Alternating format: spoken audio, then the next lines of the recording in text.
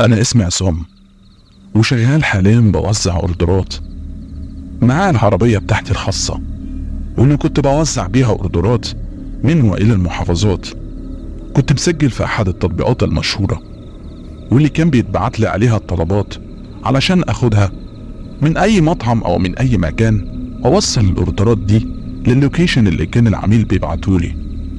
وكنت شغال الصبح في مصنع، كنت بخلص الشغل بتاعي في المصنع، وبعد الظهر لو لقيت ساعتين أو حاجة بشتغلهم على العربية بتاعتي علشان الدنيا تمشي. والدنيا كانت ماشية تمام جدا. لكن في يوم من الأيام كنت متأخر في الشغل، وعدت الساعة 12 وتقريبا قربت إن هي تكون الساعة 1. جالي أوردر في مكان بعيد، مكان خارج المحافظة، واللوكيشن كان فعلا موجود في مكان نائي جدا مفيهوش بيوت أو أماكن معروفة، لكن كان حاطط لي مبلغ مغري جدا على الأوردر. فاضطريت إن أنا أقبل الأوردر علشان أروح المطعم اللي كان عايز منه الأوردر، وارجع تاني واروح له أديله الطلب اللي كان عايزه. وفعلا رحت للمكان البعيد ده.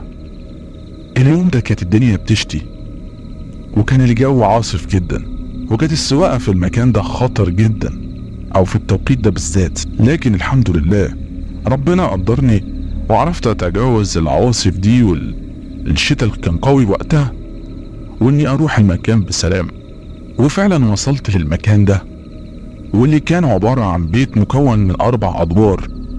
بيت ضخم جدا زي البيوت اللي بنشوفها في أفلام الرعب في الأفلام الأجنبي.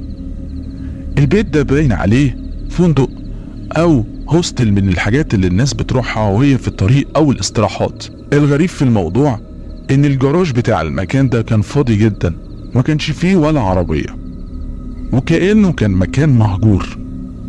لكن جوه المكان ده أو جوه المبنى ده كان فيه إضاءات خافتة جدا. ولاحظت وأنا واقف بركن العربية إن في أحد الغرف أو الأوض دي النور بتاعها اتقفل بمسافة ما أنا وصلت. وقفت قدام المكان ده مذهول، مش عارف أكلم مين، مفيش أمن أساسا، ومعايا أوردر لازم أسلمه لصاحب الأوردر اللي طلبه. وقفت فترة من 5 ل10 دقايق علشان أي حد يطلع من الباب الإزاز بتاع المكان، لكن تقريبا محدش طلع. الجو كان تلجي جدا، والشتاء كان غزير جدا اليوم ده. تقريبا دي كانت نوة. المهم حبيت ان انا اقوي نفسي واشجع نفسي علشان ادخل المكان. وفعلا دخلت المكان، لقيت حتى الريسبشن مفيهوش ولا حد موجود.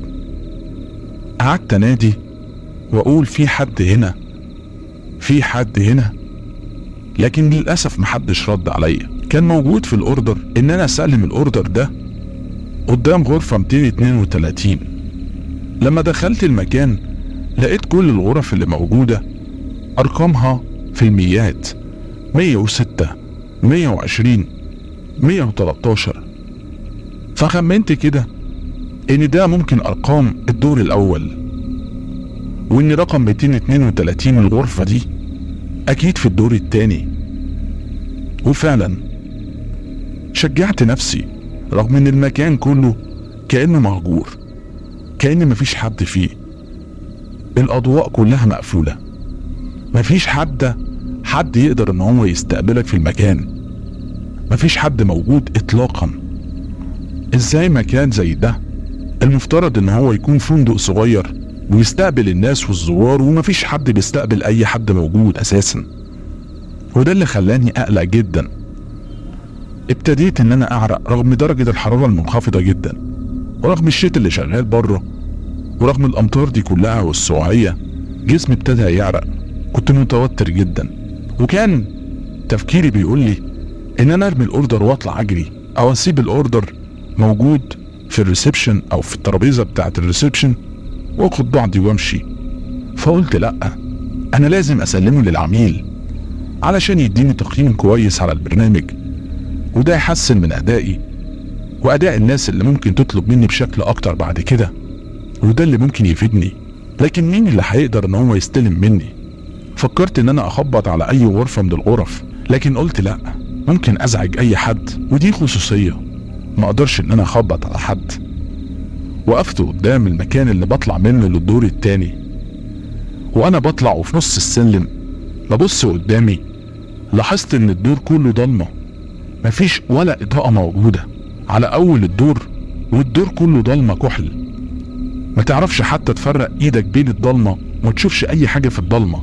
استغربت جدا وقلت ازاي الراجل او العميل اللي طلب مني الاوردر هيستلم مني الطلب ده او هيستلم مني الاوردر ده في الظلام ده او في الضلمه دي. استغربت جدا وهو كان مأكد عليا على الاوردر، وبالتالي المفروض الراجل يكون مستنيني اساسا، لكن ولا حياة لمن تنادي. حاولت اتصل بالرقم بتاع الاوردر او الراجل اللي عامل لي الاوردر، لكن التليفون بتاعه خارج نطاق الخدمه. قلت يمكن المكان اللي هو فيه ما فيهوش شبكه او ما فيهوش اي خدمه، لكن ازاي وانا واقف في المكان وفي شبكه عادي جدا وقدرت ان انا اتصل بيه. فكرت ان انا اسيب على اول الدور كده الاوردر بتاعي وامشي، لكن وانا وسط ما انا بفكر فجأة بيتفتح باب من ورايا. كانت الغرفة 106 بيظهر منها شخص غريب الاطوار، شخص كده ضخم جدا طول بعرض، وكان بيبصلي كده باستغراب ومكشر جدا ومتعصب. حسيت ان هو ممكن يتخانق معايا او ممكن يزعقلي، بس انا ما زعقتش حد وما ناديتش على حد اساسا.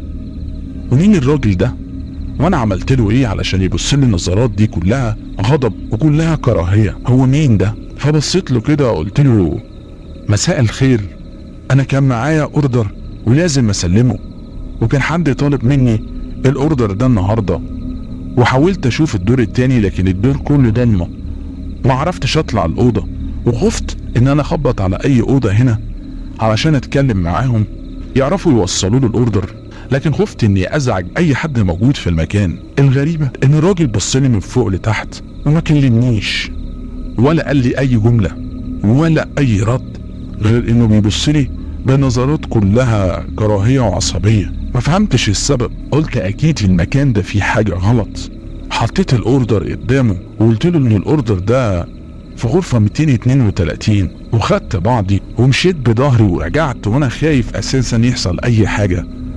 بصراحه خفت ان اتضير والاقي حد يخبطني على راسي واقع على الارض يخطفني ويقلب اللي معايا وياخد العربيه، او خفت ان هم يخطفوني يكونوا تبع تجاره الاعضاء مثلا. افكار كتيره جت في دماغي وقتها، ما كنتش عارف اتحكم في افكاري دي كلها، لكن فين وفين الحمد لله طلعت بره المكان وقدرت ان انا ادور العربيه. لكن وانا بدور العربيه للاسف عطلت. قعدت احاول لمده ربع ساعه، باين كده من كتر المطره العربيه ما كانتش بتدور او المطره اثرت على الموتور بتاع العربيه. فتحت الكبوت بتاع العربيه وانا واقف وبفتح كبوت العربيه وببص ناحيه المكان اللي انا كنت فيه وكنت طالع منه، لقيت نفس الراجل من ورا الازاز بيبصلي بصات كلها غضب. انا خفت جدا، حاولت اتجاهل نظراته وانا عمال ادعي ربنا واقول يا رب العربيه تتصلح وامشي من هنا فورا. الحمد لله لقيت ان كان في مشكله في البطاريه، قدرت ان انا اظبط البطاريه والحمد لله العربيه دارت ومشت. وانا كنت ماشي كنت عايز اتصل بالنجدة علشان يعرفوا حكايه المكان ده واحكي لهم ان انا كان المفروض اسلم اوردر، لكن لما رحت هناك ما لقيتش اي حد يستلم مني الاوردر. فكرت ان ممكن صاحب الاوردر ده يكون حصل له حاجه. المكان كله فعلا ضلمه والموضوع مقلق جدا، وازاي ده حصل وان المفروض في راجل هيستناني ياخد مني الطلب بتاعه. لكن قلت خلاص طالما ان انا طلعت سليم من المكان والحمد لله وسبت الاوردر يبقى كده تمام، وسواء اداني النجوم اللي انا عايزها او ما ادانيش تقييمي الاهم ان انا طلعت من المكان ده سليم والحمد لله. لكن ما بيعديش 24 ساعة. الغريبة ان انا كنت عايز اتصل بالشرطة، لكن المرة دي الشرطة بنفسها هي اللي اتصلت بيا. ايوه الشرطة كلموني وقالوا لي لازم احضر للقسم دلوقتي وحالا، انت مطلوب في قضية ما. انا اترعبت جدا ورحت فورا على القسم علشان اعرف هو في ايه بالظبط. لقيت الضابط هناك بيقول لي انت من الناس اللي متهمين ان هم اقتحموا احد الاماكن من 24 ساعة فاتت. قلت له هو انهي مكان؟ انا شغال اساسا بوصل طلبات واوردرات، واكيد لازم اعدي على اماكن كتيرة وهبقى متواجد في اي مكان تاني. لكن الراجل قاطعني وقال لي في فندق كده صغير موجود على اطراف المحافظة، والكاميرا وكاميرات المراقبة كلها لما طلعناها لقيناك موجود هناك، ولقيناك العربية بتاعتك كمان راكنها قدام المكان ده اتبلغ عنه بحالة اختطاف وسرقة بالإكراه. أنا طبعا اتخضيت، إزاي؟ وكلمته وقلت له اللي عندي كله. كلمت الضابط وقلت له إن أنا كان مطلوب مني أوردر أوصله للمكان ده، وإني بعدها لما وصلت هناك لقيت المكان أساسا فاضي ومفيش ولا حتى أمن موجود قدام المكان. قلت يمكن الدنيا ساعة والدنيا بتمطر فلازم يكون الأمن موجود جوه، لكن لما دخلت جوه ما لقيتش أي حد جوه الفندق ده أو النزل ده. استغربت أكتر وترعبت أكتر لما لقيت ان الدور التاني اللي المفروض فيه الاوضه اللي هوصلها للعميل الاوردر بتاعه، لقيت الدور كله ضلمه او تقريبا مفصول عنه الكهرباء. مش عارف اعمل ايه. سبت الاوردر ومشيت بعد ما شفت راجل غريب الاطوار وبيقاطعني الظابط وبيقول لي الراجل ده مين؟ وصفت له الشخص اللي كان بيبص لي بنظرات كلها كراهيه وغضب، وقلت له ان ده راجل طويل القامه وضخم الجته كده. قابلني وبص لي بنظرات كلها غضب وشر، رغم اني اول مره اقابله اساسا وما شفتهوش قبل كده ولا اعرفه ولا عملت له حاجه ولا حتى خبطت على الاوضه بتاعته. لكن على الرغم من كده الراجل كان بيبص لي نظرات كلها غضب غير مبرر بالمره. انا بصراحه حضرة الضابط شفت المكان ده كأن في حاجه مش طبيعيه، لدرجه ان انا خفت ان انا اساسا ما اطلعش من المكان. انا كمان طلعت بظهري، خفت ان انا لو اتطيرت او اديت لحد ظهري ممكن حد يخبطني على راسي ويموتني او يخطفني وياخد مني كل اللي معايا وياخد عربيتي. انا ما صدقت طلعت من المكان ده، رميت الاوردر وبلغت الراجل على رقم الغرفه اللي كانت طالبه الاوردر ده 232 وخدت بعضي ومشيت. وانا ما اعرفش اي حاجه بعد كده، وكنت عايز اتصل بحضراتكم لكن ترددت وقلت طالما ان انا طلعت سليم يمكن المكان ده هو وضعه كده مكان قديم ممكن ما فيهوش حد كتير، فترددت ان انا اتصل بالشرطه او ابلغ اي حد او اكبر الموضوع. وخدت بعضي وروحت، لكن اتفاجئت ان حضراتكم اتصلتوا بيا. بيقاطعني الضابط وبيقول لي ان ممكن الاشخاص اللي انا شفتهم يكونوا هم الاشخاص اللي فعلا اعتدوا على المكان وسرقوه، وان الدور التاني تبينت كاميرات المراقبه ان في اشخاص كانوا متواجدين فيه. الشخصين دول كانوا مستنييني تقريبا علشان اطلع فوق ويعملوا معايا اي حاجه مش تمام، يضربوني يثبتوني. الحمد لله ان انا ما طلعتش الدور التاني ده، والا كان جرالي حاجه مش كويسه تماما، وان كان في شخصين فوق مستنيينك تطلع. بس كويس جدا انك ما طلعتش، حظك حلو. فكان غرضهم اساسا السرقه، فكان ممكن يسرقوا منك كل حاجه ويسرقوا منك العربيه بتاعتك، لكن كويس ان انت بقيت سليم. قلت له الحمد لله ان انا بعيد عن الشبهات تماما، وان انا مجرد عامل بوصل طلبات بس ليس الا، وكان مطلوب مني اوردر في المكان ده وما اعرفش صاحب الاوردر هل هو كويس ولا لا. فبيرد عليا الضابط وبيقول لي ان اللي كانوا موجودين كلهم كانوا في حاله اختطاف، وكانوا الثلاثه دول مهددينهم لو اي حاجه حصلت هيعملوا معاهم اي حاجه مش كويسه. هددوا كل اللي كانوا موجودين في الغرفه، واللي كانوا موجودين في الغرف هم حوالي 5 اوض بس اللي كانوا موجودين وكانوا مشغولين، الباقي كان فاضي، وكان من ضمنهم 232 والشخص اللي طلب منك الاوردر وهو كويس. لكن احنا للاسف ما قدرناش نوصل للثلاثه اللي اختطفوا المكان وسرقوه، واللي استغلوا ان المكان بعيد عن المحافظه وبعيد عن البلد تماما، ودخلوا وثبتوا كل الناس اللي كانوا موجودين هناك وخطفوهم، وقدروا ان هم يسرقوا فلوس الناس اللي موجوده هناك كلها تقريبا، وحاجات قيمه جدا من الناس اللي سرقوا منه ذهب، واللي سرقوا منه ساعات غاليه، واللي سرقوا منه حاجات تانية كتيرة ممكن لا تقدر بالثمن، لكن هنوصل لهم. والفكرة ان هم طلعوا من المكان مغميين وشهم تماما، تقريبا كانوا عارفين ان المكان فيه كاميرات كتير، وبالتالي عملوا حسابهم هم كمان. بس هنقدر نتعرف عليهم من خلال المواصفات الجسدية، وانت كويس ان انت شفت واحد منهم علشان تقدر توصفه لنا بالظبط، والرسام اللي عندنا يقدر يرسمه ونعرف هو مين، ويمكن يكون ليه سوابق وحظنا يكون حلو ونقدر نتعرف عليه بسرعة ورجله تجيب اللي معاه كلهم. فقلت له يا ريس انا تحت امرك، انا ممكن اعمل اي حاجة تفيد القضية طالما فيها ناس مظلومين وكان حياتهم اتهددت، فانا مستعد ان انا اعمل اي حاجة في سبيل الحق.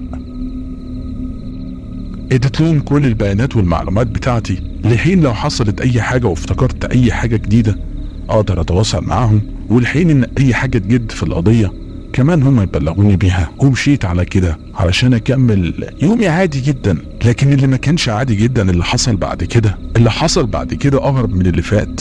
الساعة 9 بالظبط بالليل جالي اوردر معين. الاوردر ده برضو كان في مكان بعيد عن المحافظة. استغربت جدا وكان عندي تروما كده من الاماكن البعيدة، وقلت لا يا عم ده ممكن يكون زي المرة اللي فاتت، وانا بصراحة هتوب من الكلام ده خالص ومش هوصل اي اوردر بعيد تاني. لكن لقيت ان صاحب الاوردر برضو حط مبلغ كويس، فقلت اكيد مش هظلم نفسي، ممكن دي عدت مرة، اكيد مش كل مرة يعني، وممكن المرة دي ربنا يكرمني ويعوضني بقى.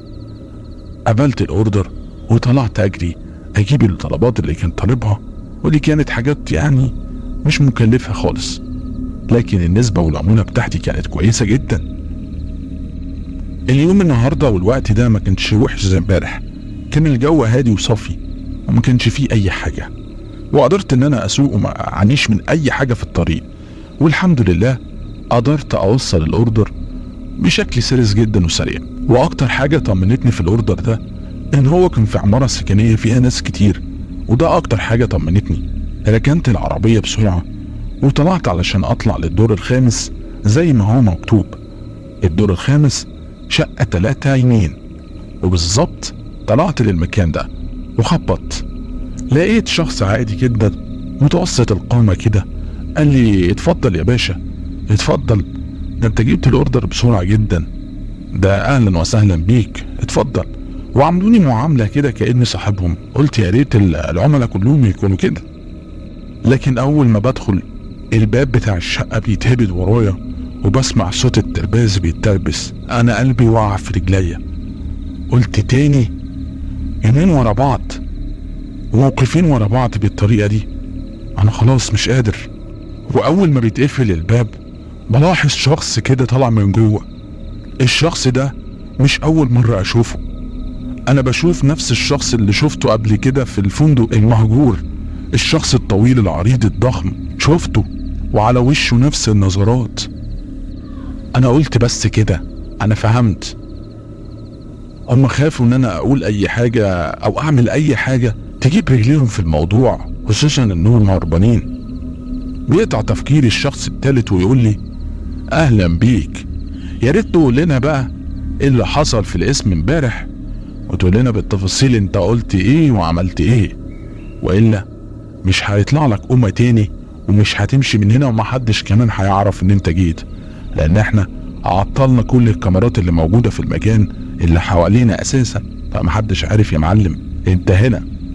طبعا ريقي بينشف ومش عارف انا اعمل ايه، فبقول له انا اعمل ايه دلوقتي، انا ما قلتش اي حاجة لاني ما كنتش عارف اي حاجة. بيقاطع الكلام ده الشخص الضخم وبيقول لي انت حكيت لهم عن اي حاجة واي مواصفات تدلهم عليا؟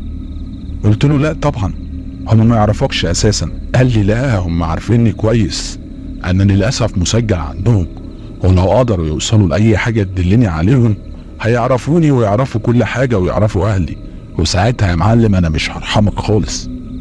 قلت له اقسم بالله انا ما اعرف حاجة، ولا قلت لهم على اي حاجة غير الحاجات اللي انا شفتها ليس الا، وما شفتش حاجة، محدش دل عليك، ولا قلت لهم على حاجة غير انك ضخم شوية وبس. وبصلي كده وقال لي هنعرف. شخص منهم بيقول لهم احنا هنفضل حاجزينه كده معانا لحد ما الموضوع يهدى ونتأكد ان كل حاجة تمام، لو قدروا يوصلوا لنا ادينا معانا حاجة نهددهم بيها. الكلام رعبني جدا، قلت كده خلاص خلصت، كده انا اتدمرت، الناس دي مش هتسيبني، لان هم اساسا بيدوروا عليهم والبوليس بيحاول يوصل لهم، وهم لو وصلوا لاي معلومة انا كده هروح فيها. خلاص انا انتهيت. قعدت على ركبي وانا متدمر. في الوقت ده حد بيخبط على الباب، فبيجروا كلهم يبصوا على العين السحرية. واحد منهم بيقول لهم لا ما تقلقوش، ده راجل لابس صعيدي شكله كده البواب بتاع العمارة، وجاي اكيد ياخد حاجة او جاي ياخد الزبالة. ففتحوا الباب وقال لهم مساء الخير يا باشا، انا كنت عايز بس الزبالة بتاعتكم بلمها من العمارة وتمام كده ومش عايز حاجة تاني. قالوا له طب استنى.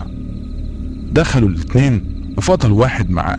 في الوقت ده بلاقي صوت الراجل اللي المفروض يكون هو البواب بيتغير وبيقول له اياك تتحرك، لو اتحركت هفرتك المسدس ده في دماغك، اطلع لي بره.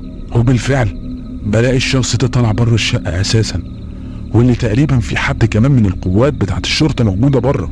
بيرجع الاتنين التانيين واللي معاهم الزبالة واللي معاهم الحاجات اللي هيدوها له بيقولوا امال فين الراجل اللي كان واقف معاك دلوقتي، راح فين؟ قال لهم جات له مكالمة يا بيه وطلع يتكلم.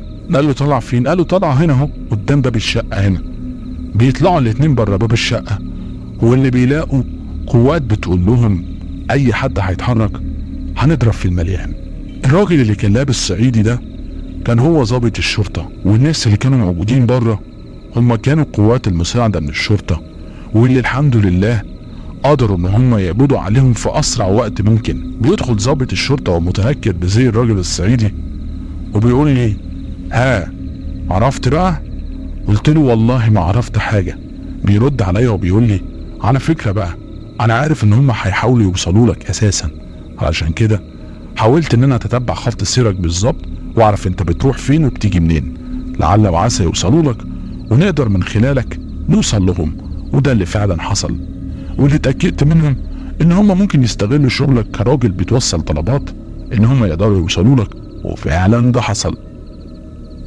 طبعا حمدت ربنا ان كل حاجة رجعت لطبيعتها تاني وطلعت سليم من الموضوع ده، واللي كنت اساسا ماليش ذنب فيه غير اني كنت عامل بوصل طلبات ليس الا، واني اتحطيت في الموقف ده عنوة كده، حاجة ملهاش قصد وحاجة بالصدفة وقدر.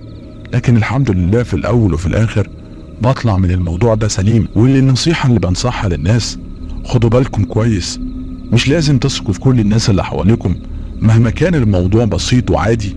خدوا حذركم برضو وخدوا وقتكم في التفكير، وفكروا ان ممكن اي حد ممكن يأذيكم بطريقة او تانية، وانك ما تبقاش كده شخص عادي كده وبتفكر وتقول تمام وهتعامل عادي. لا، انت ما تعرفش اللي قدامك ده نيته ايه ناحيتك. وبس كده، دي كانت قصتنا النهارده. يا ريت لو عجبتك القصه ما تنساش تعمل لايك وسبسكرايب للقناه. يا ريت كمان تقول لنا في الكومنتات ايه اكتر القصص اللي ممكن نحكيها الفتره اللي جايه ان شاء الله، ولا عنده مقترح او القصص جديده ممكن يكتب لنا في الكومنتات ان هو عنده قصه وانا بنفسي هتواصل معاه. كان معاكم محمد فوزي، وسلام.